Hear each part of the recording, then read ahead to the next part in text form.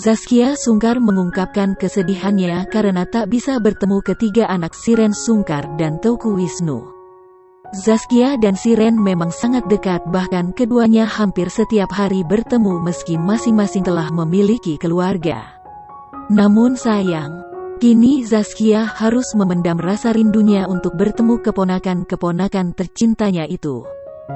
Kesedihan Zaskia itu diluapkannya melalui beberapa unggahan foto yang memperlihatkan kebersamaannya dengan Adam, Hawa, dan Safisah di Instagram pribadinya, Sabtu tanggal 3 Juli tahun 2021. Bahkan, istri Irwansyah itu mengungkapkan rasa rindunya dengan ketiga anak Shireen tersebut sampai membuatnya menangis.